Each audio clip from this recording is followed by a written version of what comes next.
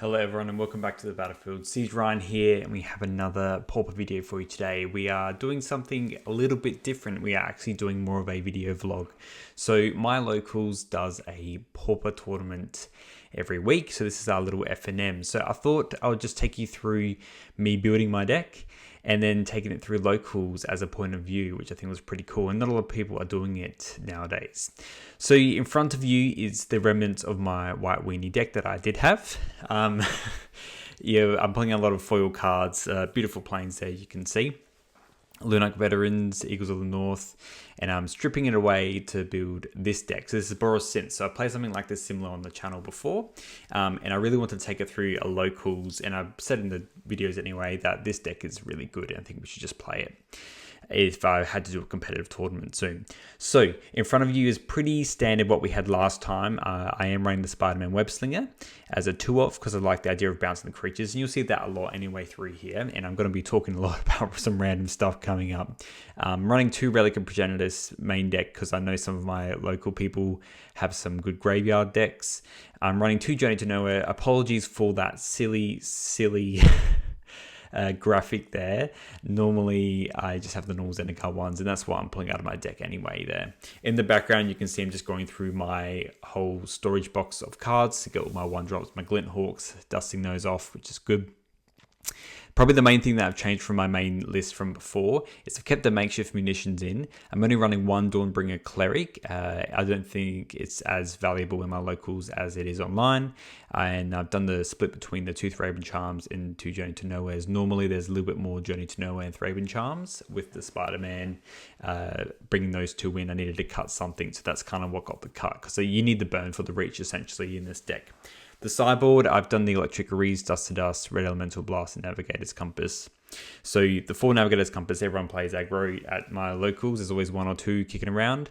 And then I like to run the 4 Blast just because there are a couple Terra players that I'm scared of. And then Electric Arrears just makes sense for the board wipes. And I just chucked in 3 Dust to Dust because also a lot of people play Affinity or some variant of that. So I know a couple of them play that, so I've chucked that in there.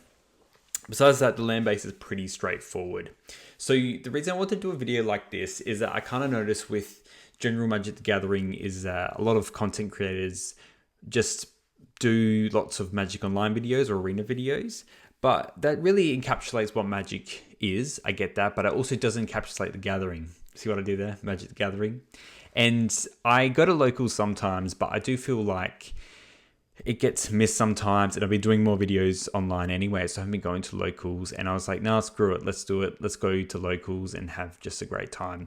And I had such a good time because Pauper in general, everyone's playing like a interactive deck to some kind. So the games are really, really awesome, and there's always the gives and the takes, and like who's going to win, and like the draw steps really matter and how you go about them. So I've got rid of the deck list here. Please feel free to go back in the video if you want to look at it again. I'll also have it linked at the bottom as well. So in front of us, the funny thing when I was building this deck is basically the entire storage there is just mono white cards, and I have a spattering of red cards and like green or whatever. So I have my mono white deck, but if you look at the kind of just above my head there, over there, the mountain, that's the only mountain I have in my collection. A foil mountain from like a pre-release I did through Bloom Burrow. So you might see me, I'm like kind of on my phone. I think I'm covering with my face here anyway, where I'm messaging my friend that also normally plays at the FNMs. Could I please borrow some cards? And that's what these sleeves are out as well. I was like, can I please borrow some cards? Because I only own 1 mountain, and this deck runs 3 as the deck listed. So, and they need a match as well. You have to have matching mountains. So I'm kind of just lining everything up, making sure I had everything in place there. As you can see, I have most of the deck. I did try the 3 Thraben Inspectors and 2 Novice Inspectors, which I think are pretty good. And I wanted a couple more 1-drops because of the Spider-Man Web Slinger, but yeah, we're just losing a couple of those removal spells in the Thraben Charm and Journey to Nowhere. I just sped this up anyway because it's a lot of stuff to go through. So I de-sleeved that my mono white list, and I'm just putting all my red cards in, as you can see. So yes, general list, half sleeved, half not sleeved. And I've got my sideboard down the bottom there. please tell me if you enjoy these kinds of videos, because I would like to do more of these in the future. They take a little bit more time to edit and comment about, but I even got little butterflies in my tummy playing these games anyway, and just editing it and just going through all the matches and stuff, because it's just so much funner playing with someone and having that gathering aspect of Magic. And like I said, I feel like we lose a little bit of that when we play online all the time and all the content creators are on there. Just jamming with friends and having an awesome night out is just the pinnacle of it. And it's genuinely, when you think about mental health and filling that cup, that theoretical cup of what makes you ready for the next day, makes you feel good, that level of social interaction and just chilling with your friends and trying out fun decks that are grindy and just shooting the crap, of the general day is pretty fun.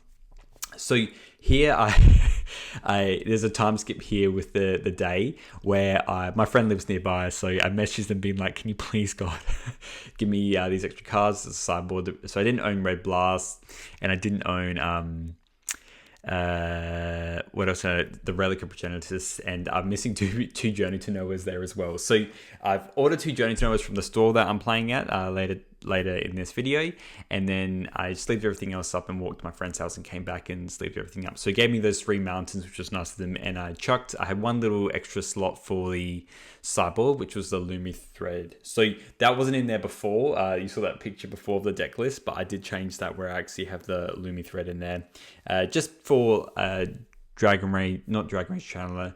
The ball wipe that deals 2 to everything in speed for 200 red. So this is the first match. So my locals is generally only about 3 rounds. Normally we get between like 8 to 16 players. So I'm kind of fine with 3 rounds, because when I talk about the social battery, 3 is pretty great anyway.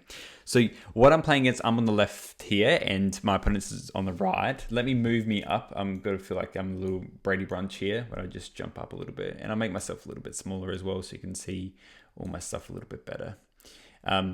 There we go. Okay, so if we look over there, they've played a lot of zoo cards. I would probably classify this as a zoo deck, but it's actually like Naya Landfall. So we cut through some stuff when we're shuffling and whatnot. Their deck obviously has a lot of shuffle effects. I'm playing my Boros Synthesizer list that you saw before. This list was awesome because they essentially just played like the tapped Sacred Peaks to get the red and the white. I'm like, what are you playing? And then they just played a GOP'd. So this card, I have no idea what this card was. It's a mutate card. It's a 3 in a green, and it's a 3/4. And when it comes into play, it gets when it comes into play or when it attacks, you get a basic. So you hook that up to a plated GOP. It's now a 3/4, and now it has the Landfall ability as well. So it's a 3/4, and it gets +2/+2, and it has first strike. So yeah, shuffling up lots of lands, and I'm just taking so much damage here. I'm like, how do I even beat this? They play Wild the Cattle, I play the Synth. I'm just trying to think about how I'm going to get out of this game. I was a little bit strangled with land, so I finally get this 3rd land here. I play Relic, which is kind of really crap against this deck. They're definitely getting sided out in games 2, and if we get to a 3, this is definitely looking through my opponent's winning lens here. Yeah, they just keep adding onto the board here, and they got this mutate creature on top, so it's a lot going on. So in terms of how I'm going to get out of this, I think it was basically I need mono Thraben Charms and Journey to Nowheres, and that was going through my brain right there. But then what you see is Jacobo Kick, which is 1 in a green and deals damage equal to their power. If you return a land to your hand, it does double that damage to a creature. So its downside is actually an upside, because then you can just play your land again and your landfall creatures just keep going. So it was really awesome, their deck. I was very, very fond of it. So yeah, I had the Galv Blast anyway for that, which I used quite quickly. And then after that, yeah, I'm thinking about, well, what am I doing here?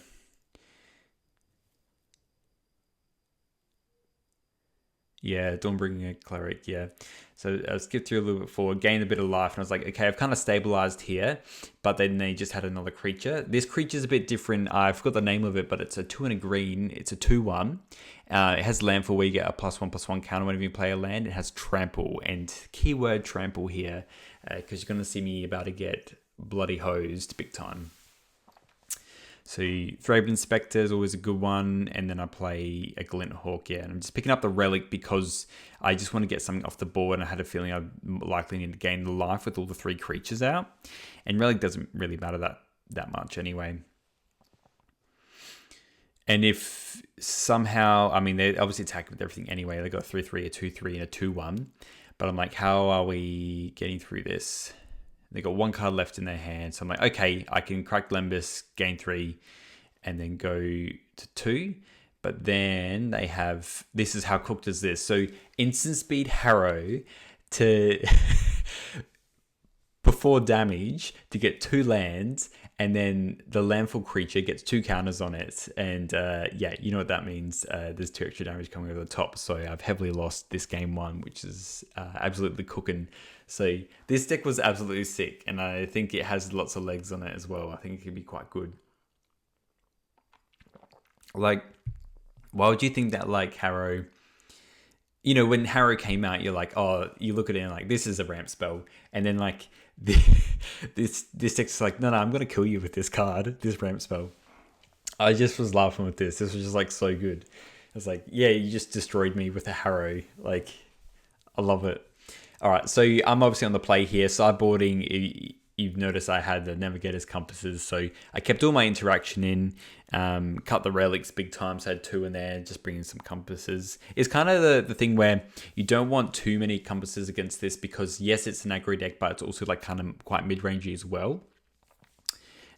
This was a skeptical hand because I remember it had a lot of red spells in it, like the synth. I think I have another synth potentially in this hand, but I had no white sources. But I was like, you know what, I can get there. I have a bit of time. I had interaction as well. Yeah, that's remember a lot of red spells. So I had Galv Blast, I think maybe a Bolt, another Galv Blast in my hand. So I felt pretty good on just keeping this early game going. And yeah, there we go. So a synthesizer into your Great Furnace. And I was like, you know, that this is okay because worst case scenario, I can just sack a synthesizer, get a 2/2, like that's okay, and then maybe get another land off the top. I'm just drinking a drink as I go. Sorry if you can hear this too well. So that's the thing that killed me last time. The 2/1, you can probably see it a bit better now, I believe. Very good card though. Yeah, so I cracked and then yeah got a 2/2, but no chances for me, just a Glint Hawk. But I feel okay, like I kind of have the board here still. So yeah, they I mean, this was cooked as well.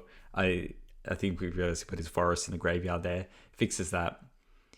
Yeah. And then he does the Evolving Wilds. Really, really good. They're like Naya basic lands, Ancient Grudge, flashback Ancient Grudge, take away your synth so you can't get any other chance for white source. Which is kind of good anyway because I was drawing Spider-Man, which was a terrible card, so I was lucky in that regard. And then I just have these 2 mountains. But they don't have too much on the board currently. So I didn't feel completely out of this game. I feel behind because I don't have anything else, but at least we're, you know, not completely dead here. So I'm pretty sure I have a Journey to Nowhere in my hand, I feel. This doesn't feel great that they are playing Chrysalis and I just have 2 mountains. And yeah, they're just doing this as well, which is absolutely cooking. So I draw, just play Lembas, come on, land. No, bottom, draw. Yes, I hit Ancient Den. And I'm glad I used that Ancient Grudge now because I have the Ancient Den there. So all is good in the world, you know?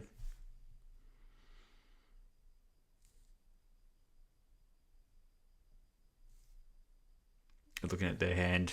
It's cool because obviously I don't have that point of view where I can see what cards they have. So yeah, Gruul Turf is a great way of getting those land drops back. So they played the Akum Hellhound, I think it is. So it's essentially like a Step Links. So they're putting the Mutate card in here, which is absolutely cooking. So this is a really tight spot for me. So that token as well as a 2/2, the Samurai with Vigilance from the Synthesizer.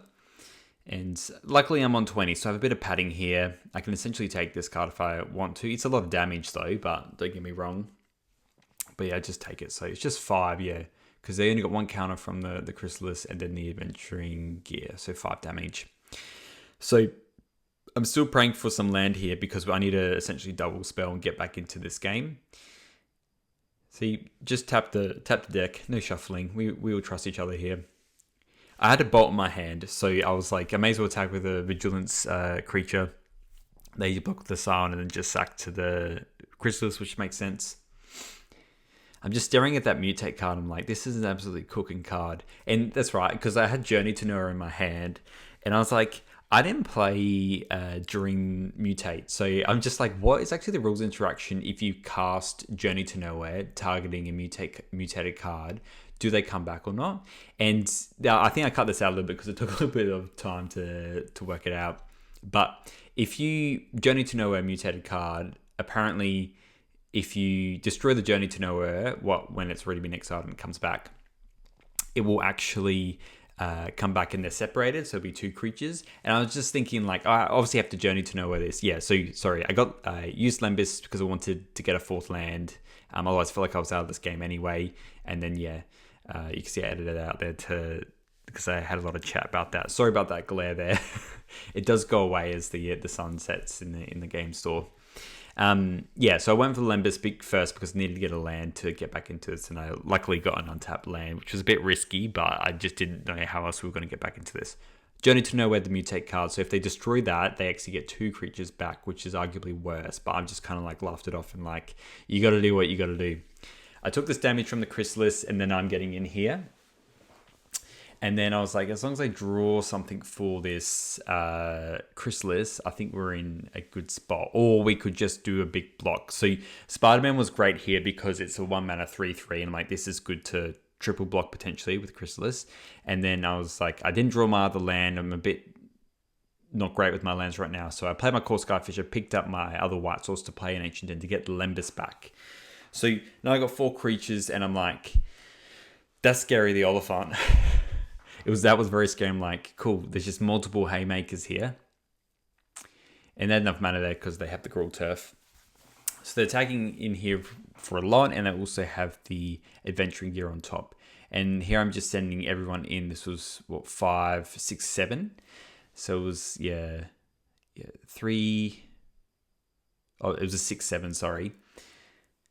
Yeah, so I decided to triple block with everything because this is 7. So one thing would have lived, which is good for me. And then, but I mean, it's still out of this. They have an Oliphant, which is very scary, but I'm pretty sure it has 4 toughness. So there's a way I can kind of get out of it. Yeah. What, the old whistle? Yep. So now they got 1 card, so they're almost top decking now. Oliphant's a lot more scary when they have another creature. So I mean, it's still quite scary here. Even if they draw a land, it's just a big creature with trample. Ideally, using this Lembas to try and hit something like a bolt or something like that would be good. This is probably a bit of a sign. Yeah, so I'm taking with everything. So this is essentially telegraphing to them that I have like a Thraben Charm or a bolt or something like that. So I'm Glenhawking, picking up the Lembas again. So I've gotten some pretty good draws now. I've got my extra land there, which is good. That made me gain life. And yeah, I'm trying to see what they have. Yeah, so they got a creature and it looks like they have a land as well. Yep, and they're going to play the 2/1. Yep, great card. I actually love that card. And the fact that it all sticks around is pretty good. Yep, so they'll get the counter and they have the adventuring gear trigger. So it's it's an 8/6, I'm pretty sure. So it's quite big. I think that's what I'm realizing here. I'm like, oh God, like even if I block with these 2, it's like, originally I was like, oh, maybe they didn't have that land, but they just did. So I was just going to double block and hope it was going to die. And I'm like, oh, it has trample on top. I'm like, okay, well, I'll just do 4 to it and then I'll bolt it and then I'll just take all this trample damage on top. So we're definitely not out of the woods yet. Yeah, he's realizing that he's missed the counter. That's all good. So this creature is obviously better than my creature, but I have the magical power of Lembas.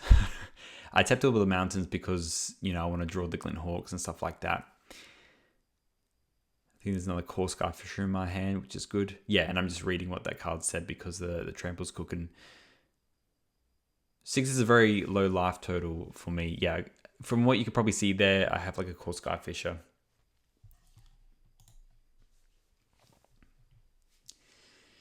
And I got a Bajuka Bog and I'm thinking about whether I should play that out, but it's just such a bad card. Yeah, I think I just wanted the untapped white sources.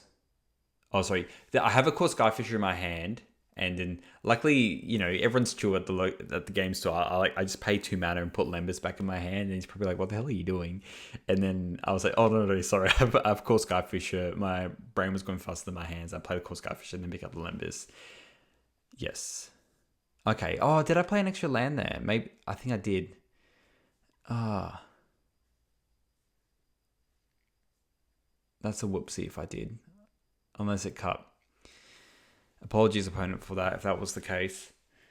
All right, so I think I just got my brain was going a bit faster than I was there, and I was just like, "Oh, what am I doing?" And then I picked up the Limbus and put the Core Sky Fisher in, but I don't think it really mattered too much. Like, it didn't give me an edge here, but that was, and the graveyard doesn't really matter. It wasn't like I needed to have the Bajuka Bog in, but that was definitely a brain fart. So yeah, apologies, opponent, for that. All right. So anyway, so I have the Limbus, the Thraben Charm, the Thraben Inspector, and I just chained a bunch of Inspectors in a row. Yeah, they put Rancor. So it didn't matter too much the extra lands here. Oh, I guess it did because I could get maybe a clue there. Yeah, the clue crack. But then I still have all the untapped lands anyway, so I could have just cracked the clue here. But yeah, anyway, I drew the Thraben Charm, and then I was able to swing for lethal. So the apologies, I don't know why that happened with the Bajuka Bog, but luckily it didn't affect the game too much. I could have just cracked the clue on the following turn and then just still cracked him with everything and won the game. But that was just silly of me. Okay. Yep. Novice Inspector. Good 2 lands. They've really got a good hand here as well. Curd Ape is good.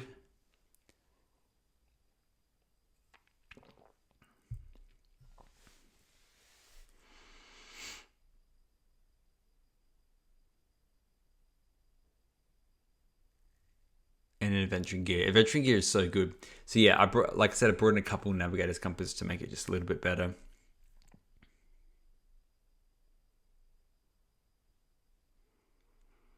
And yeah, we're just looking at the board state there. Equipping Adventuring Gear to the Curd Ape. Dropping a land and just making it just quite powerful here. So you're definitely not blocking. It's very good in the face of my Novice Inspector here, so we just take it.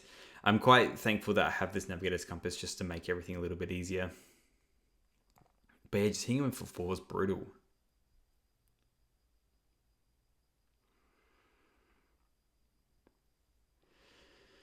And the Evolving Wilds is pretty cracked as well, because essentially with the Adventuring Gear and the Landfall creatures, you just keep it in play and you just crack it whenever you want, and just, you know, so if I have like a Core Skyfisher and they have a Curd Ape and they're both 2/3s, like they can attack, and like I can't block, otherwise they can just crack their Evolving Wilds and then, you know, that's it.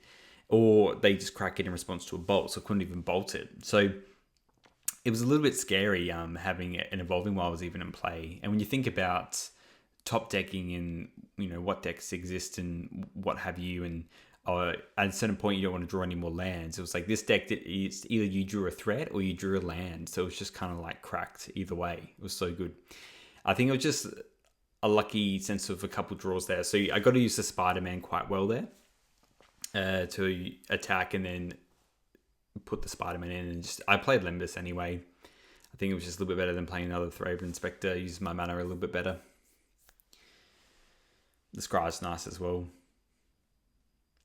Also, my lands right now, if my opponent plays an Ancient Grudge, I'm pretty screwed here. So, pardon me, that is essentially the Chocobo Kick. So you're absolutely cracked, just dealing damage and getting in, and then attacking for a butt ton.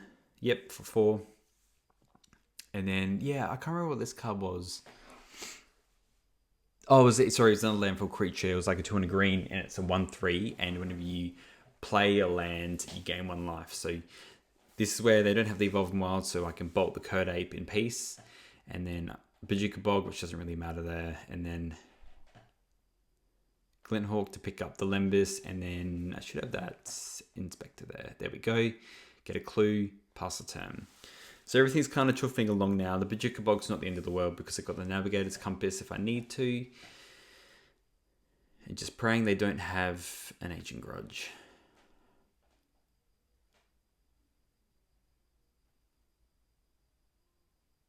Alright. I'm pretty sure I felt okay because I think I had removal in my hand, or just I felt like I could flood the board, so this Chrysalis didn't matter too much. So the Dawnbringer Cleric I essentially keep in because it gains me life. And yeah, so I did have the Thraben Charm. I did this when they were tapped out because I had 3 creatures. So if they did have a bolt or something like that, then I couldn't kill the Chrysalis. So I just do it all at sorcery speed here. And then also it allows me to attack with the Glint Hawk, which is pretty important. There's the Akum Hellhound.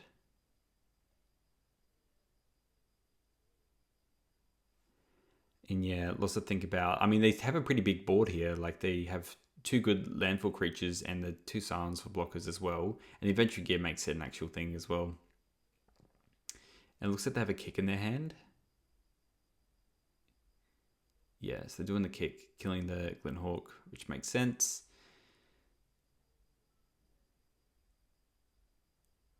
And then I'm just double checking the card there, I think.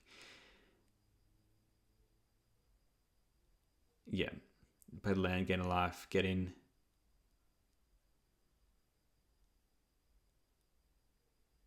Yeah, and here's me because I don't know English.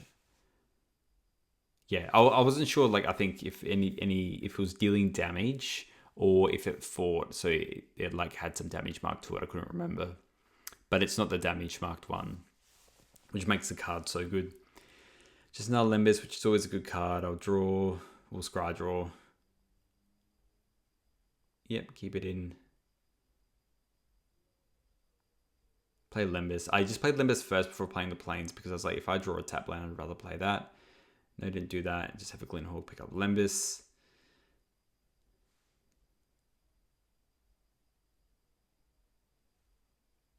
And yeah, I felt a bit better here because I'm hitting my land drops now.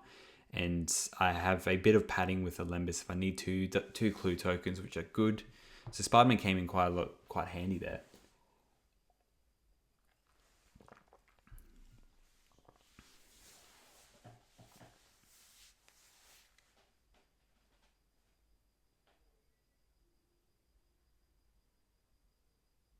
In with the Hellhound, which is just 2 double triggers here, which is crazy. So the Hellhound is +2/+2, which is great. Yeah, so just chump block the crap out of that. I'm like, that's so much damage. All right, Lembas again. And this makes me feel good because at least it's like 6 life in the Lembases, in the Lembi, if that's the plural. Synth, yes, that's nice. So I think I can't remember if I actually do the synth because I'm crazy like that. Yeah. So it was probably correct to do the Lembas, but you probably know some other videos. I'm very aggressive with the synthesizer because I want to hit lands every turn. So because I felt like my ball was eventuating quite well, I didn't feel like I needed to go too crazy. I feel like I could go a little bit aggressively with the synth just to try and hit my land drop every turn. But I did have the mountain, so maybe potentially could have just done the bounce of Lembas instead, so I have more controlled turns. I think my thing was anyways, like I'm returning it and I'm going to play it again anyway. So yeah, probably wasn't the end of the world. And that's me sorting out my artifacts a little bit. And yeah, getting in with a Hellhound again. Evolving Wilds, like I said, absolutely cooked here. Like, oh yeah, I'll get him for 4. And then, yeah. Okay, these in their Harry here. Oh, sorry, yeah, they're for the 1 landfall. You can see where if you literally just have Rancor here, you're just done. Like, so done. So at this point, their board state's getting a lot further than mine. I'm like, how do I get out of this? But Synth is the absolute king here. So get another clue token. Then I'm like, what do I do? Do I crack a clue? Yeah, why not? Crack a clue, see what I get. Yeah, another land. I think I do need to kind of end this game fairly quickly. And the Cattle's annoying, but I have a little bit of padding and I have the Lembas, and that's what my kind of thought was. It's like, worst case scenario, I can gain 3 life if I need to. Otherwise, I have this Raven Inspector to block the Acume Hellhound, and then, yeah, they gain life here. And then they attack with, I think I'm pretty sure they attack with everything. So I'm definitely blocking the Hellhound here. And then just taking the 3. And then I was like, I can just draw with a clue token here. Yep, draw with the clue token, untap. And really, I'm just wanting to hit anything specific, like another synthesizer, anything like that. Any bounce land is good. So yeah, I cracked the last clue here. Just reload the hand pretty quickly. Oh, I remember I have like mono bolts in my hand. So I think I had 2 Galv Blasts in like a bolt or something like that. So I'm like, okay, I can probably, yeah, targeting the Hellhound, I think I do here, because I don't know, because I was like, technically then the Cattle, once Evolving Wilds is gone, is worse for me here. And yes, they have the Evolving Wilds, so it's going to be like a 4/5 that's Akoum Hellhound. But I have this Raven Spectre still to get in. And yeah, sorry, that was just me with the Raven Spectre playing the clue I forgot about. Luckily, locals, if we miss our triggers, everyone's nice and we're able to just get them after the fact. So Oliphant, so this is very scary now because they're kind of loaded up for their following turn, because if they get another land here, they can just go, or an Evolving Wilds, I'm absolutely cooked, because the Oliphant can give trample to the Akoum Hellhound.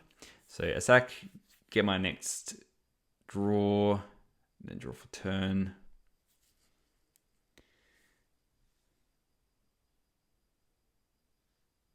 Get the Lembus. So yeah, I have a couple burn spells in my hand. That's what I'm thinking. So if I get more burn spells, I can win this game.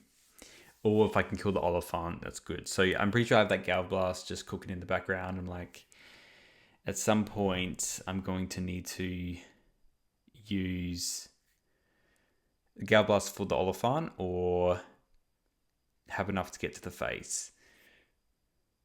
It's me thinking for a little bit of time.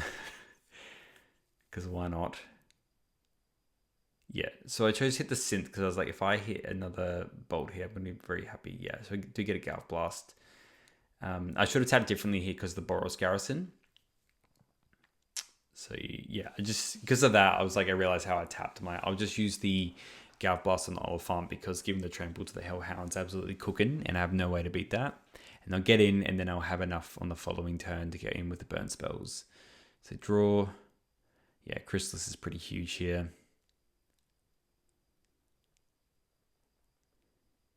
Yeah, look at all those spawn tokens, very scary. And I can get nothing on in the ground here, so essentially I was like, I'm pretty sure I have like a Galv Blast in my hand, so I'm like, I'm almost there. I just need to get 4 more damage in, but also they have the gain life over there, which is frustrating. Yeah, to 9. Yeah, because I was like, yeah, I can't remember what it was. It was like a bolt and a Galv Blast. Yeah, anyway, I blocked the crap out of that because I couldn't beat that. Can you imagine if they had the Oliphant there and how much power it would have had? So hit the synth. I remember I was lucky here because I got a Galv Blast, and then I just had another Galv Blast in my hand, and then a Lightning Bolt. That's right, I had Galv Blast and Lightning Bolt in my hand. So yeah, got very lucky at the end there. Didn't have to think about the other Wrathing Chrysalis, which is good.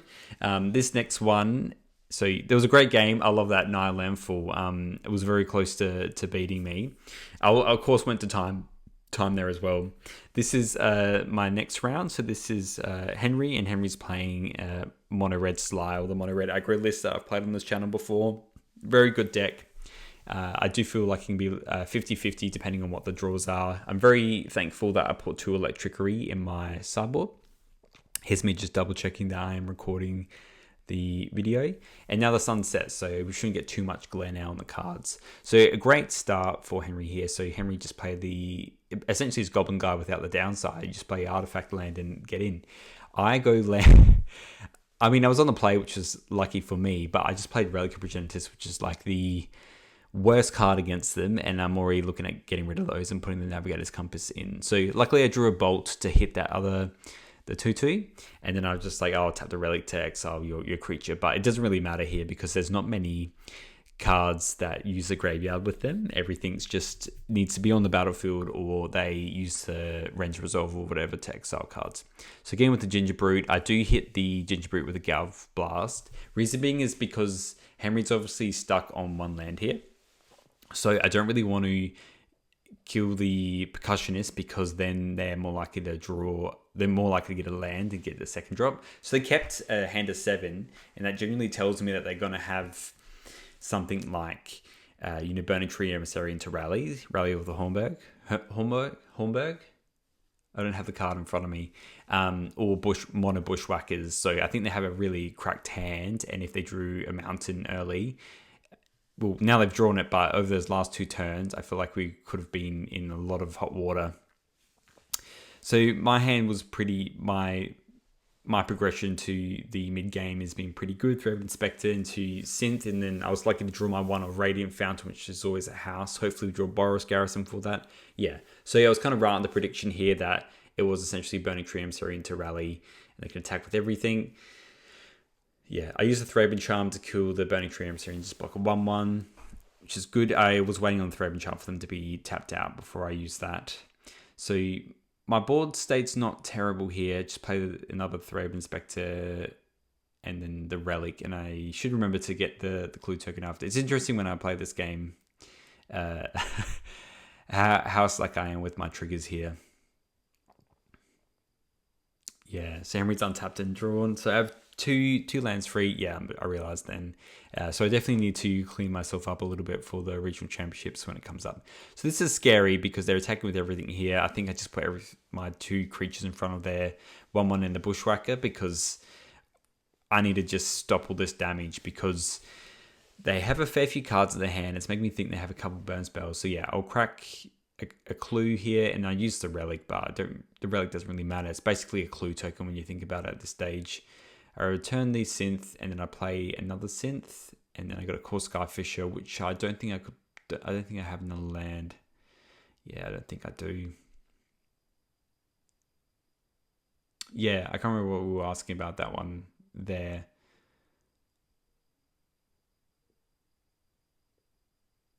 Yeah, put that away.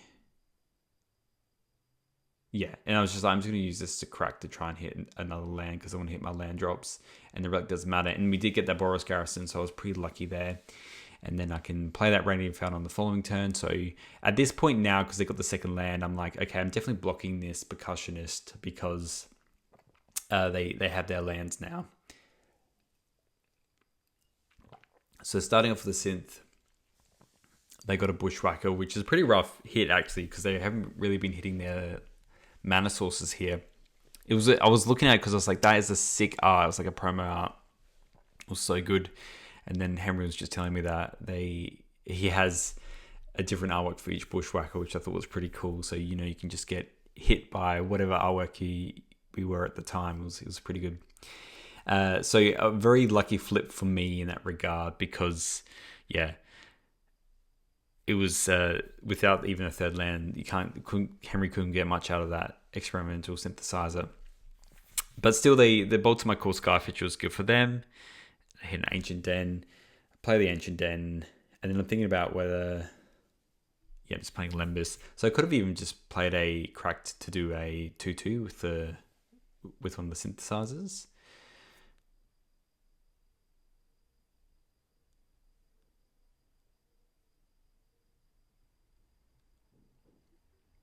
Yeah, couldn't do much else. I think I was also thinking, at least I have Limbus here. Like if I have a bounce, if I have any kind of bounce here, I'm going to be bouncing a synthesizer anyway. So yeah, I'm quite happy to just crack the Limbus or crack a clue. I did want to just stave off a little more damage here. You do notice that I do have a Boros Garrison there, so I was able to do the Galv Blast, and then with the white mana from the Boros Garrison, I'm able to crack the clue as well. So a pretty good end step for me there. But these Percussionists just pay for themselves anyway. Like, yeah, I'm stopping 1 damage, but also it's pretty good. All right, so I do that, return the Synth, and then I tapped terribly there. Why did I tap the red source? So that's okay. It is what it is, I guess. I think I was just thinking about, oh, well, this mana's over here for Limbus, but now I obviously only got this source. So this is probably a good reflection for me about how I should do things. And I haven't played like Paper Magic in a good while before this tournament, so it felt kind of weird. And I just bought the Percussionist. And Henry says, I got you. lets me use his Vigilance 2/2 Samurai, which is good. It's also good for you at home to see what kind of cards that are being played on the field. So yes, Core Skyfisher, a 2/2 with Vigilance. Henry's still on 20, so it's a bit of a rough spot. This was interesting here when they had the synth. So Henry did have access to the Great Furnace, but plays a mountain instead. So that kind of telegraphs to me that Henry's sandbagging some kind of Fire Blast where they would need the mountain. Anyway, I'm just going through my mana here, getting out the Thraben Inspector, playing Sparta, and picking up Core Skyfisher. Yeah, really I should be playing the Boros Garrison here, so I have access to the split mana here. But I think I'm just playing it anyway. So yeah, Scry, and then having a looky-loo, bottom draw. I think I was happy with my lands there. I just wanted ways to just end the game quickly. Yeah.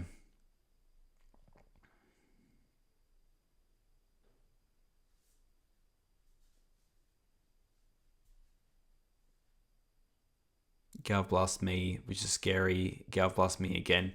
So this is, I think what I was thinking here is like, oh gosh. So Fire Blast, and yeah, so you can see from their hand that there, I was thinking they already had Fire Blast anyway. So I'm like, okay, very close. And they drew a Bolt. So very close to killing me here. And I think if they drew a mountain, it was going to get a lot more serious. So I think they're just stacking here to try and get a mountain, so then they can at least Fire Blast me. Exile top, it's an Epicure. No dice. You see how good that was there, though. Like, the great play by Henry here is like, I hit a mountain, then I bolt you, and then Fire Blast you. So that was definitely very lucky on my side there. And then now I have all these creatures, so I'm like, I'll just attack with everything, because I think I had enough reach for my bolts in my hand. And I can't remember if I had enough foresight here to be like, okay, I should keep up Limbus now. And I'm like, thank you very much for your token. It was good.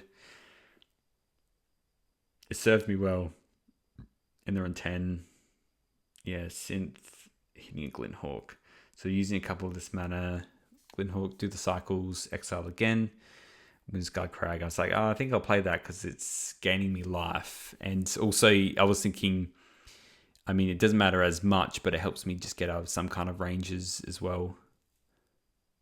Yeah, so gain the life. Oh, I didn't gain life from the Windsguard Crag. It didn't matter too much anyway, because the Fire Blast, like the 3 life gain is more important here. But just gaining the 1 didn't actually get me out of the Bolt Fire Blast range, which is what Henry was looking at here anyway. So yeah, Paper Magic, we screw up sometimes. So again, like, I'm with the land and missing the life gain anyway. But yeah, I was quite lucky. Henry was like, I'll go out on my own terms with my own lightning bolt, so I'll bolt myself. And I think I said something along the lines of, well, you Galv Blast me twice, so I'm going to Galv Blast you twice. So this is the next game. Henry was good to show you the hand there, which I probably should just get good practice in if this is something that people do enjoy. I can keep doing this. I think I was lucky as well against Henry here, because my hand paired really well against his hand for this game. So we had lots of the X1s, and then I had mono. I was just rolling on inspectors here. So obviously Goblin Guide's good here. I call it Goblin Guide because, you know, and I'm like, oh, is it a 2/2? And he's like, yeah, man, like, the percussionist is an artifact. I'm like, yeah, damn. And then we had like some conversation about monkeys, because like half the deck was like monkeys, or the previous deck was about monkeys. And then we're talking about the Pyroclasm that only deals damage to non-pirates. And then yeah, we had a video on this channel where I won with the slide deck because I was running a bunch of the pirates, the 2/2 that 2/2 anyway, and they couldn't kill me because they didn't have the breath weapon. They had the one that doesn't deal damage to pirates, so it was lucky for me. Yeah, so you can see how this hand kind of eventuated for Henry here, where I just have mono Thraben Inspectors. I mean, it gets that dice holder was so cool. It just like kicked out. It's like, here's my dice, ready to destroy your world. So yeah, I drew a compass, which just kind of gives me a little bit of padding, which is nice. And yeah, I'm just going mono 1 drops, and I play the I play another Inspector because I want to block it. And the Navigator's Compass, they got 4 creatures now. I have 4 creatures, so we can get to business now. I'm thinking a Bushwhacker is probably the worst case scenario for me. But also, if they have a Bushwhacker, we're trading our board states. So I'm kind of fine with that. I'm on 16. So I feel like my deck can win the mid game once we're past this big rush and we've traded everything off. As long as I'm hitting my land drops, I feel I'm happy with it anyway.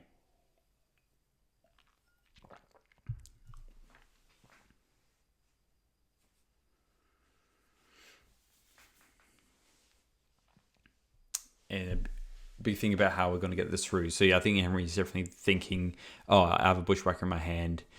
Do I just do it? And I would as well. So here's one of the other different artworks for Bushwhacker.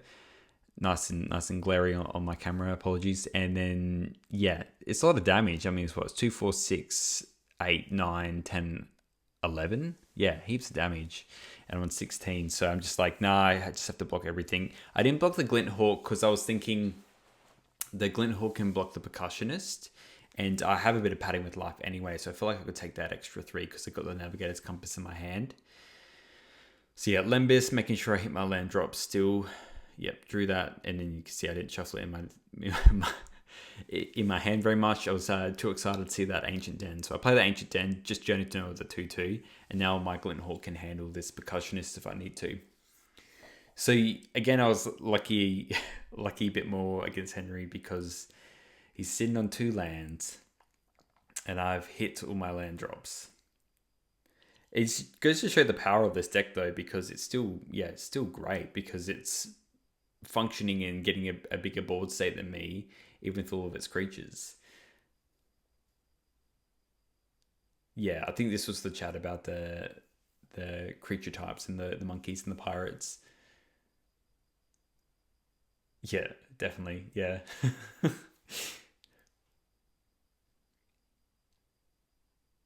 And saying go ahead, which makes me think if they don't attack, whether they have a bolt for the following turn. But yeah, so if they block here, I'm thinking okay, probably doesn't have a bolt. And then yeah, just another Lembas and what I want to do with it. Bottom draw. Yeah, I didn't have much action, I think, from this point of view. So I think I was just sitting on, I think, a couple more land drops. Yeah, I picked up the Ancient Den.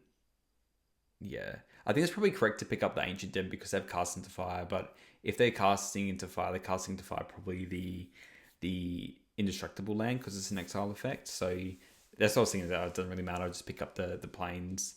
I'll just play it next turn. So I'll be taking a couple of hits from this monkey here. Still have that Navigator's Compass in my hand, have the planes in my hand. And I've got a couple of clue tokens. So I don't feel terrible because I've got some padding. I've got 6 life on the board here that I can gain. And then I have 2 clue tokens. And then I have a bunch of more life gain in my hand through the Navigator's Compass. So really I just need a threat to try and help close out this game, or like a synthesizer or something like that. I think that's what I was in my brain when I was thinking about Lembas. So here's another Percussionist, which is like really good card as well. I think I had Electricity in my hand maybe, and I was thinking like, well, this is terrible against Percussionist here. And I brought in Electricity with this sideboarding based on, I think I took out some Thraben Charms and 1 Journey, and then took out the relics and just brought in the Navigator's compasses, and the Electricities are essentially just cheaper removal. So I wanted all my bounce creatures, all my creatures, and most of my removal spells, and just took out the ones that were like slightly more inefficient. So yeah, play the compass, and then what else do I play? Another compass. So yeah, lots of padding. Still taking a lot from these Percussionists. Yeah, I'm pretty sure I do have the Electricity in my hand because I'm thinking, okay, if I gain a bunch of life and tap out, maybe they're more likely to apply more pressure to the board, because Electricity these Percussionists just kind of slows down the game a little bit, but they still have, if they both get destroyed and they get 2 cards off of it, so it really doesn't do that much. And if I hit them and then they get a bunch of mountains or furnaces off the top of their deck, then they're going to play more stuff in their hand. But yeah, Henry has 2 cards in hand. I'm on 11, a better board set than us. And I'm probably thinking round about now, I might just kick off this Electric Rig because I have a Boros Garrison there. And I have a clue token, so I can crack a clue and then do an Electric Rig, which is good. And again, I can also just gain a bunch of life if I need to. So this is where I was teetering on the phase of, okay, do I actually just crack the Lembas and gain a bunch of life and try and get Henry to play more to the board? But I think Henry's reading me pretty well here, to be honest. Yeah. And I'm probably giving it away as well when I'm thinking so hard about this. Yeah, I was like, I'll crack a clue. Yeah. And that's what I was thinking. I was just like, I have another Limbus, so I'll shuffle it in, gain 3 life, and then I'll just take 4. And then see if they add to the board, which they haven't. So, yeah, I think Henry's read me like a book. But I have lots of cards in my hand. Drawing all my lands. It's a bit of a slog, but we're getting there. And now I'm thinking about, okay, when do I do this Electric Rig? Because they're obviously going to go into combat now with these 4 creatures. So I just go Mountain Pass, cast into fire one of these, and then untap.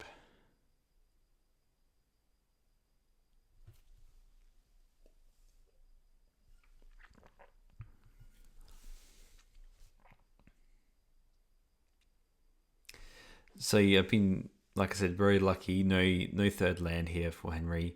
And yeah, I got to the point where it's just like, you know what? Let's just fire off this Electrickery and just use it here. They're probably going to play some more rallies or something like that. Yeah. The Boros Garrison just looks like every other land. I feel like it needs some way to distinguish it because I feel like it's a easy way to, think you have more mana than you do or something like that. So here's the Emissary. And really, I'm just looking for something to get my deck going. So they're using that floating red from the Emissary to bolt me, which makes sense. And suddenly I'm on 7, which is scary. So yeah, I think I did kind of run out of a bit of gas here. I think my hand was basically just like a crap ton of land. So I draw Core Skyfisher here, which is insane. So if Henry held on to that cast into fire, they could have gotten rid of that Lembas beforehand. So I'm just going through, just hoping for any kind of bounce effect. I think I just pass here as well, because I think I have another Electrickery. But yeah, I don't feel like I need to press anything currently, because I do have this Core Skyfisher to deal with this Burning Tree Emissary.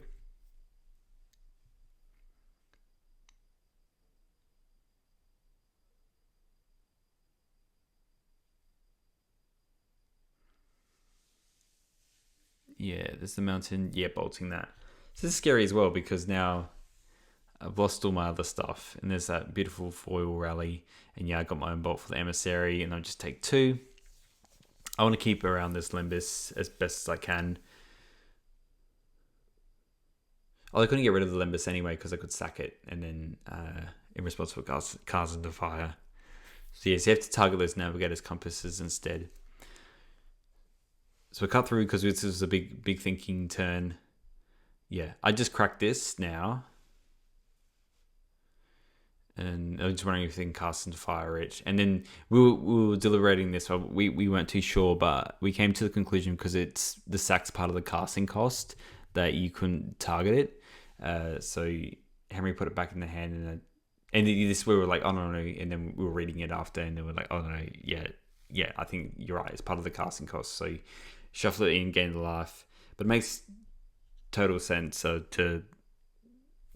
things are worded differently in this game all the time, especially with these new cards. So it's good to double check because I already started shuffling it in. So it could have been like absolute mayhem trying to get that back and, having to call a judge over for that.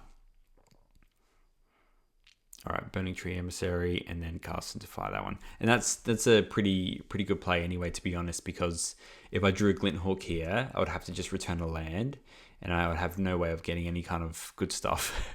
So yeah, this is where I was saying when I was a bit flooded in my hand because I'm just playing a lot of lands here. So I got the Electricity where I'm just trading for one singular card here.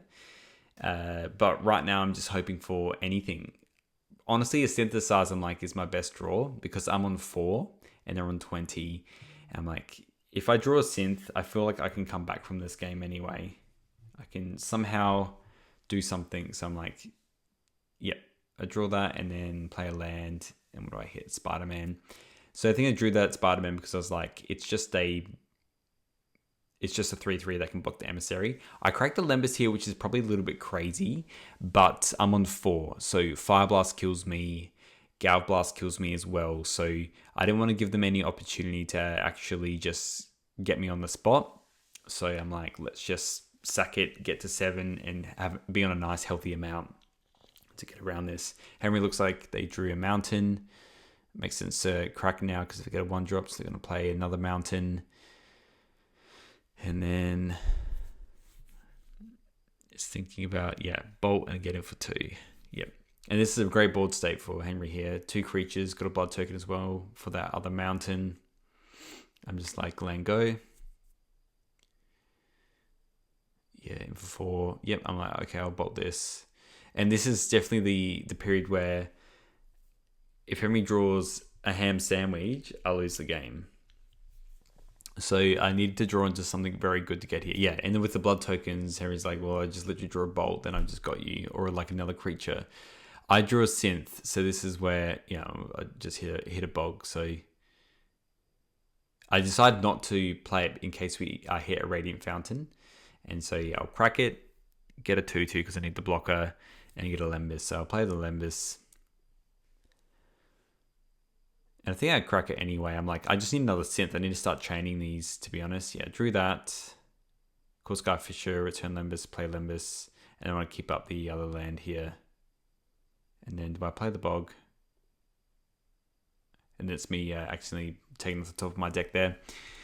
Oh yeah, I think I played Furnace because I might have a burn spell here. And the particular bog doesn't really matter. And then we're just counting through that I played all the right lands because I played like a billion spells this turn, which is all good. The bog can go to the bin because, again, the graveyard stuff doesn't really matter too much here.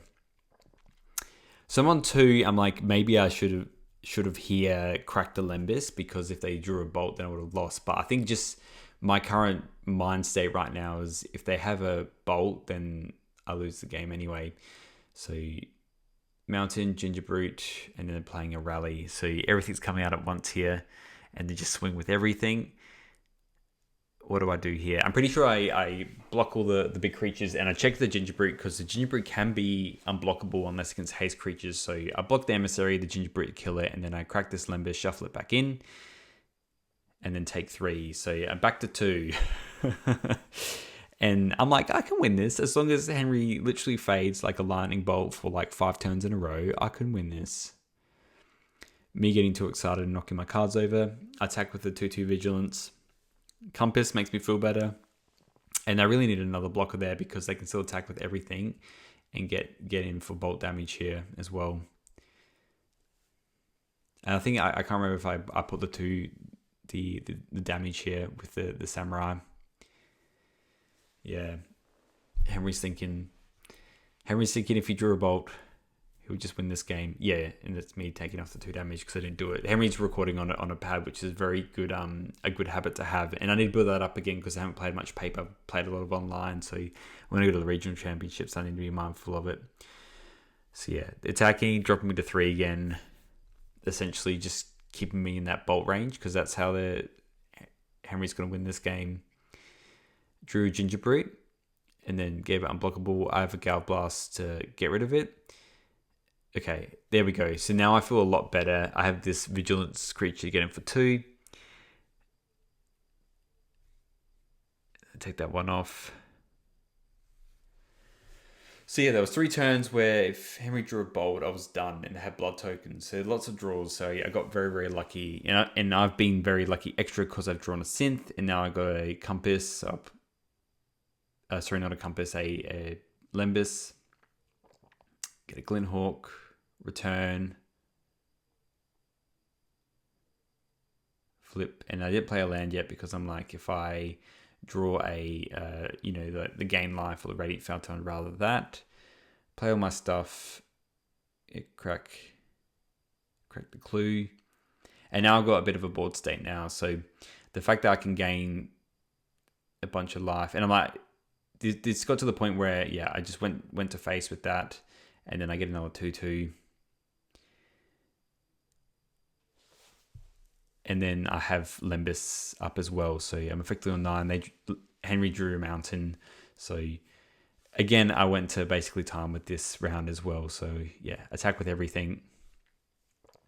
And then it gets rough for Henry here, because I think I have the bolts in my hand as well. So I was very lucky to fade like 5 draw steps of any kind of burn spell, and then it's bolts. So there was a GG.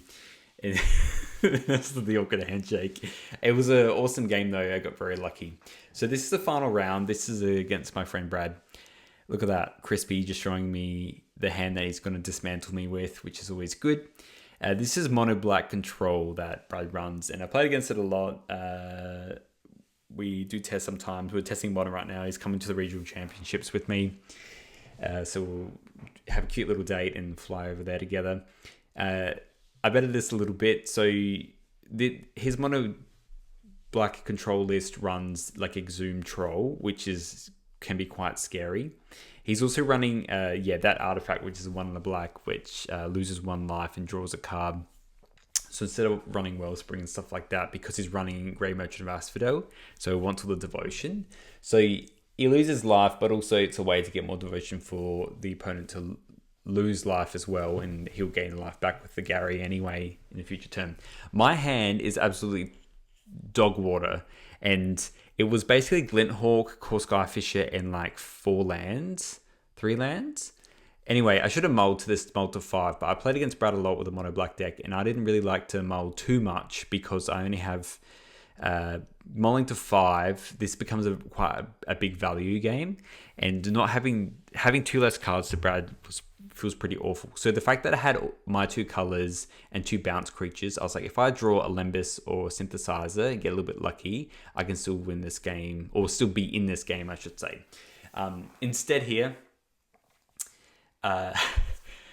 he's just pasting me quite well. So playing Blood Tithe, just killing my creature, and all my bounce creatures, I Web Slinger, Core Skyfisher, that kind of stuff, is all just dying. And I'm bouncing my lands, which feels awful. And Brad does a good play here.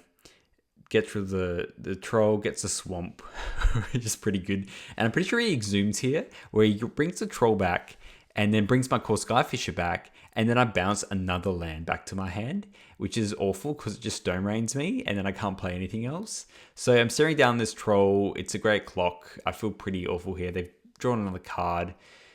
Yeah, I can't kill this troll. I'm like, I need a Journey to Nowhere here. I have 2 lands in play. Now I have 3. I'll attack for 2, but this clock is just way faster. And yeah, I have a Glinthawk, so I was just like, I'll tap the Ancient Den and return the Ancient Den. So still have 2 lands in play. I have a worse clock than you, and you have a full grip of cards here. So I'll take the 6, play Gary, take 1, 2, 3, 4, 5, and then I'm just dead on board basically. And I'm like, yeah, I can't beat this hand.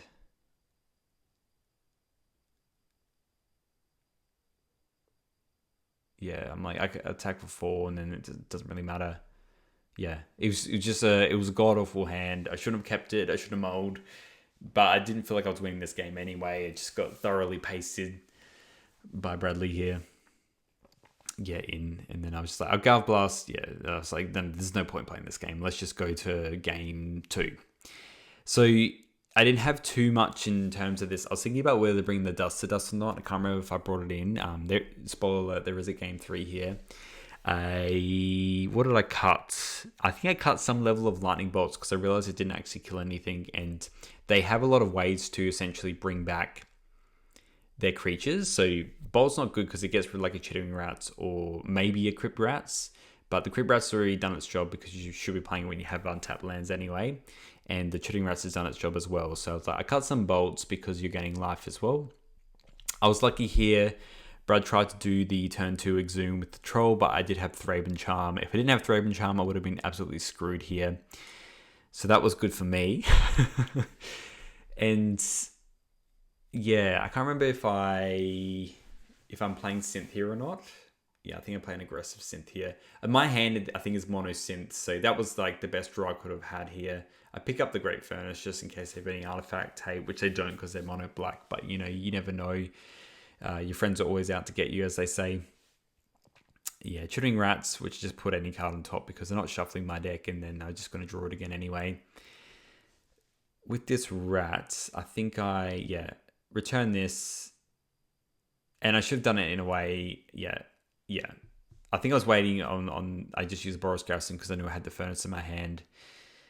But yeah, I can get in. I have a pretty good board state here now. The journeys are great because it means the rat can't come back with any kind of reanimation or the blood fountain or anything like that. It has another rat. I'll just chuck whatever's on top. Draw for turn. I kept the Galv Blast in because it's just a form of reach, and it also hits Grave Merchant of Asphodel. This is just the synth. And I hit the Windsguard Crag, so I will play the Crag.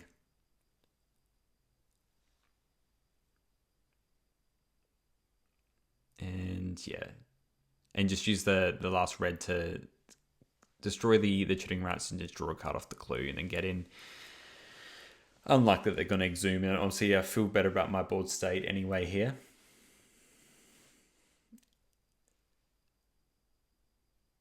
And I think I have a couple of burn spells in my hand anyway because I was like, let's just get it through. So here's the Blood Fountain. And I'm thinking I need to hit a Relic here soon. Otherwise, they could just Blood Fountain in response to any kind of Relic. In for 3. Yeah, using the Boros Garrison, Skyfisher, pick up the synth, exile. And I think I just wanted the Graveyard Hate, so I played the synth first. Yeah, get a Glint Hawk. So yeah, we play the Glint Hawk to pick up this. And hit another Glint Hawk. And then I was thinking, okay, what do I actually play here? Because I know my friend Brad likes to play Crypt Rats and Drown and Sorrows and stuff. So I was originally going to just play the Glint Hawk. And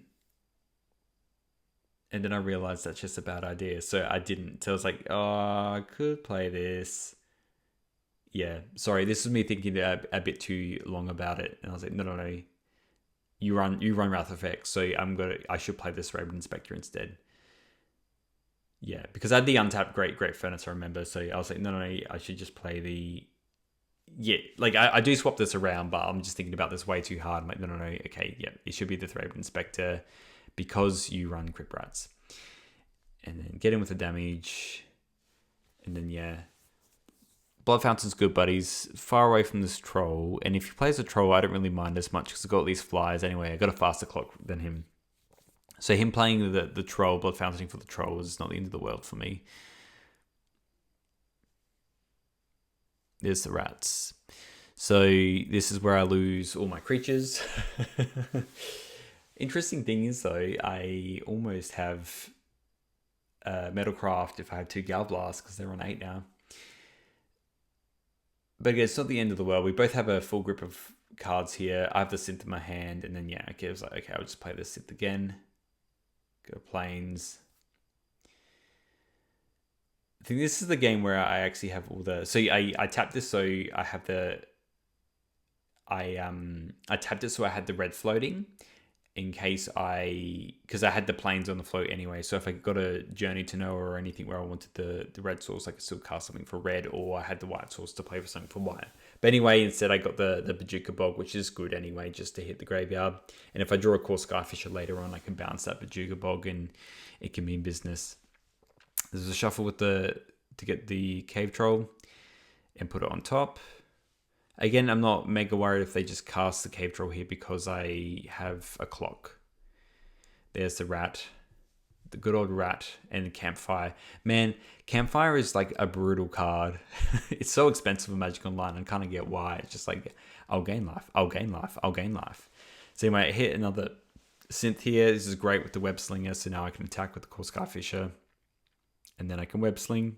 I was just checking Web Sling said not from the hand. It just said cast. So I'm casting this and returning it back to my hand. And then I can play the... Yeah, and I used the white and the black here. So I got red floating, returning the synth. So I was getting better at this deck as the night went on because I was realizing how things worked. So I got the red floating. Let's can't remember if I played the Thread Inspector or not. Oh yeah, I'm playing the off the red. I'm playing the synth, and then I'm just playing. Again, it's just an aggressive synth because I had multiple synths in my hand, so I may as well just try and get stuff that's gonna build me up or get another land or something like that. So I was quite happy to play the aggressive synths. And yes, so they're on 8. They play the Grave Troll, which is kind of fun with me because I got this flyer. There's the other synth. And right here, I'm just looking for burn spells. This is good anyway for just to get rid of the Dust to Dust, to be honest. Yeah, and I think here I just use the Dust to Dust because I'm like, I just want to... Yeah, I'm playing the other synth first. I get a land. So I'm like, you know, I'll just take this turn off and I'll use the other white from the Boros Garrison, the Plains, and the Bajuka Bog mana to Dust to Dust the creatures, and he's just Blood Fountaining here. And then we're getting in for 2. Again, we're on 18. If they attack with a troll, I'm attacking with everything. So that's fine with me. So that's, yep. I'm like, don't forget to take your 1 life. And they play a Grey Merchant of Asphodel. So this is where I had the Galv Blast in my hand, yeah. So I'm like, I'll use the Galv Blast to hit the Gary so it's not as bad. But now we're a bit closer in terms of life totals. Look at that. So he's got another Chittering Rats in his hand, ready to go. Oh, yeah. So we're just doing a little bit of takesies backsies, being like, actually, I do want to attack with the troll here. I'm like, yeah, that makes sense. Can't block it.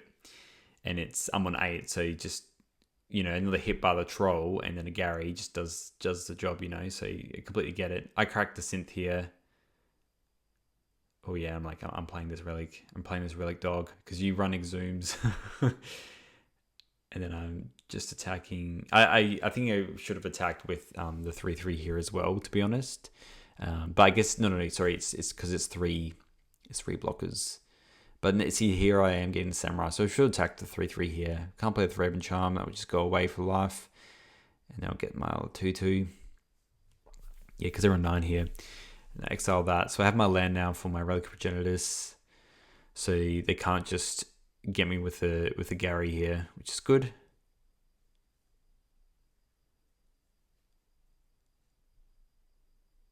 Yep, if his red is in sight. And then what else?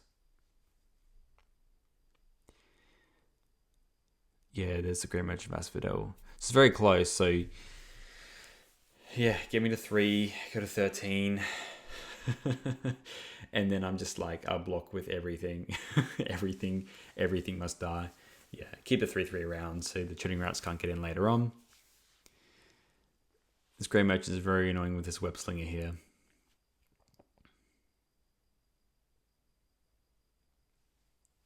I mean, the mono black deck's quite strong. So here I'm thinking like, I need to crack more synths to actually get anywhere. Let's get a Mountain 2/2, and then I'm probably thinking, yeah, I think I wait first and then crack the other synth. Oh no, I cracked the clue first. Okay. I probably should, I think because I was thinking if I hit a Glint Hawk is a lot better for me. Yeah, I draw that. Do I play the Mountain? Yeah, there's me realizing, yeah, I played the Mountain, not the Mountain in my hand. Just gave them free information, that's fine. It's later in the night, so yeah, I'm getting a little bit more clumsy, which is fine. Yeah, so those are all my Galv Blasts I was originally going to use for Reach to finish the game, but during the Campfire and the Gary made things a lot better for them. I'm like, I'll attack with everything. We need to try and close this game out. Yep, go to 8. I'm on 3, so a Grey Merchant of Asphodel is a good card. This 1 mana up for this pesky exhumes and whatnot.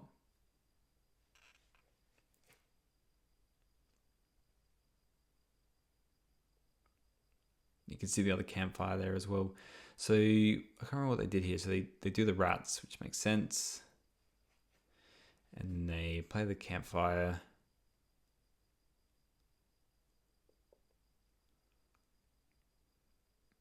Looking at an exhume. Yep. I just target the graveyard. Untap. So 8 life is kind of hard to get through. So at least I got this Vigilance. And I have Lembas as well, so I'm not completely out of this game here. So I have a bit of a buffer. I won't still survive Great Merchant of Asphodel if it comes up. I cracked my last synth. And I probably should crack that last turn so I got an extra 2-2. And see, I hit the Glint Hawk, which I'm very sad about. But that's okay, these things happen. So I believe I do cast the Glint Hawk and just return the Lembas. I'm like, as long as I'll attack with everything first. As long as they, defiling the Core Scarfish makes sense, and I'll just double block that. I'll get rid of one rat. Thank you for the trade. And yeah, I'll play the Glint Hawk. I just need to make sure I keep up the Relic mana because of the Exhume, and then getting back at Gary is pretty brutal.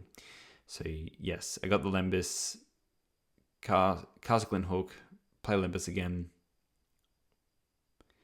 And yeah, just on 6 life here. So looking at their hand, what are they going to do on the end step? Okay, I play Thrave Inspector. So I still have an untapped land there. I have the Mountain. They gain 2. And Campfire, once you have 2 Campfires in play, it's really hard to get back from that, to be honest. So yeah, playing all these just to draw up and hopefully make a Grey Merchant. So the Exhume has to get through the Relic anyway, so it makes sense just to fire off the Exhume to try and get something. But it's a pretty good trade for me because then I can just draw a fresh card and then get rid of their whole graveyard. So now they just have the Chittering Rats. I can get in with my Vigilance creatures, and then if I have a burn spell, I might be able to finish it off. So this is what I'm thinking here. Is like I'll just try and draw off this clue and do something about this. And I was thinking as well, I think technically, yeah, I was like, I'll play this and do the Lembas because a burn spell would be because I have lethal in play. So I was like, I don't know about I think they have a Defile. No, they use the Defile on the Core Skyfisher. So it's like if they have 2 cards, if they don't have removal, if I can get rid of this Chittering Rats, then I can win this game. But I also realize they have Campfire anyway. So burn spell would be good. It's just another Lembas. And this also just insulates me as well against like a Grey Merchant or something like that. Yeah, 1, 2, 3. So play land, gain a life with the Windscarred Crag. And let's just get in. I'm like, I can't do it this turn, so I'll just attack with my 2/2 Vigilances and then Glint Hawk. Yep. Chumbawamba. Yep. There's my token as well. Gain 2 off the Campfire. Such a good card. And take 4.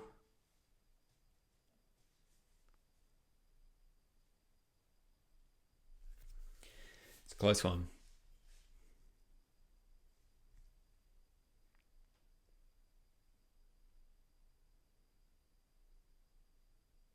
And here I'm just counting out to see what burn spells I have left. I think Brad was asking that as well from memory, is how many Gale Blasts do you have?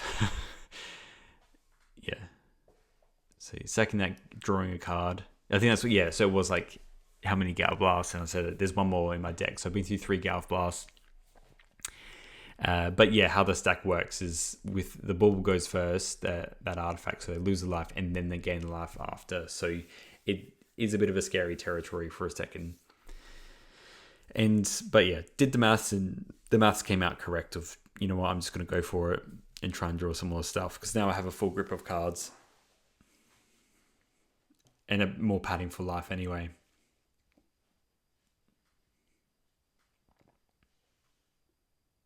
So go land.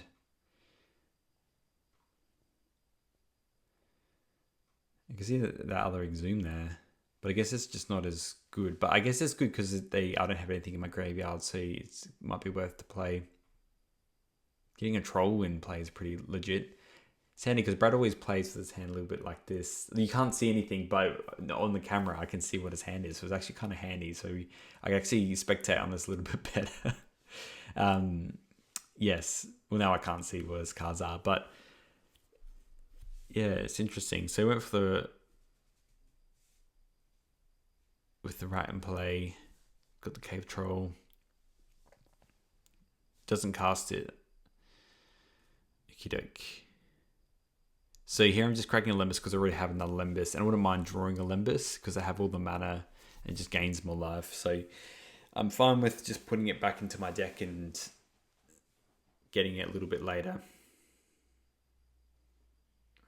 Untap, so I have all the mana in the world and a can-do attitude. Nice little relic there as well. Yep. And just playing, so I'm just playing a 3-mana Elvish Visionary here. And then let's get in with the clowns. Yeah, I'm like, let's attack with that because I'm pretty sure I drew a bolt here. And then the eviscerating inside that, which makes sense. And they're taking 4, 5, 6, and yeah, so they hit a defile, so they're killing the Glinthawk. So he's still holding on this whole damn game. It's a very grindy mono black deck. So I'm playing Lumithread here, which was the last sideboard card, and then I realized that it has morph, so I'm actually technically meant to play morph. So I was just like, here's my morph card. Also, I'm going to play it as morph because I realized what the text does. And then I was realizing after the fact that like that's the whole point of the card is that you can do morph at instant speed. So the idea is, oh, I'll wrath your board with Pyroclasm, and then you meant to flip it up and go, nah, no. Now they will have +0, +1. Yeah, this is me reading it here, being like, okay, that's actually how this card works. So it's a 2/2, but then it can be something a bit more. And now he knows about it anyway. But yeah, if he has Crypt Rats here, it doesn't really matter. And this is me talking about the people across the table, which are my last two opponents, how Lumithread worked. And it's also sweet as foil, cool artwork as well. All right, there's a troll. We got a clock. I'm just going to exile one of their cards. And I was even thinking about maybe just cracking the relic because we need something specific anyway. But I got lots of cards here, ready to go, ready to rumble. I'm like, let's just attack with everything. These have the vigilance. Yeah, sorry. I was like, one of these have the... One of them's a morph, one of them's a 2/2 with vigilance. And I'm like, oh, hang on. There we go. And that's why, folks, you always bring tokens to Magic the Gathering tournaments, which I have not. So, yes. One's the morph creature, and he's blocking the vigilance creature, and he's gaining 2. And then I finally had that last Gallop Blast to finish the job. So, game 2 was a bit of a haul, but this is the final game 3. And it was absolutely the cooking game 3. We didn't have too much time left on the clock, which is cooked, but there you go. Brad's already got his follow-up here, Swamp Go. And you can see a cheeky little cave troll in his hand, so he wants to go for the Exhume here. My hand was like, it was similar to last game where it was actually just a good grindy hand, had a good throw inspector to start at the beginning, and we should be able to hopefully get an interesting game anyway. Another 20-30 minute game, who knows. All right, so I just go tap land, he goes troll. The quickest troll of my life. I didn't even edit out the shuffle because I'm like, oh, I said I'll cut you to the Exhume if you want to finish this game early or something like that. Cuts the Zoom, flips it over, it is an Exhume. So he goes Swamp Exhume, gets the Cave Troll, and I'm like, well, I basically need to draw Journey to Nowhere now, otherwise I lose the game quite heavily. Did not draw Journey to Nowhere, I have Thraben Inspector instead. So this game is pretty sealed up, and it's pretty funny how I just cut him to the win anyway. Campfire into Cave Troll. And this is basically the end of the game. So I lost this one pretty haphazardly, just dying to a Cave Troll. So here I am looking for the Journey to Nowhere, but no dice. Normally decks run 3 of these Journey to Nowheres, which I wish I had in this deck. But alas, it doesn't matter. So this is basically the end of the video. I hope you enjoyed this different style. I'm happy to make more of them. It just requires a little bit more time to edit it and obviously commentate because I am watching the games over again, and then I'm also just playing the whole Night of Magic, which is not that bad, and also it's an excuse to go play more Magic, which is always a fun thing. So if you do like these videos, please feel free to like and subscribe, and I can bring more of them. And I feel like not many people are doing this kind of thing where they can actually do a point of view of a FNM. If things that I would change with my deck is probably the sideboarding a little bit. I don't think I really like the Lumithreads. I'll probably cut that. Don't know what to. I don't know if I want to run like an extra Thraben Charm, just have some more graveyard hate or something like that. I think 3 Dust to Dust is probably fine. So I'll probably do something like that, I reckon. Yeah. There's no point me finishing this game because I was like, oh, you have a Gary as well, don't you, here? And he's like, yes, I do. I'm just going to untap, attack with a troll, and then, no. And then just get you with a yeah. Attack. Play Gary, 1, 2, 3, 4, 5, 6 a billion, you're dead. And there's the good hard Aussie handshake. So here's the deck list again. I wouldn't mind maybe running back the door and bringing a cleric. The makeshift munitions didn't really get anywhere. But yes, that's all for this time, and I'll see you next time. Bye.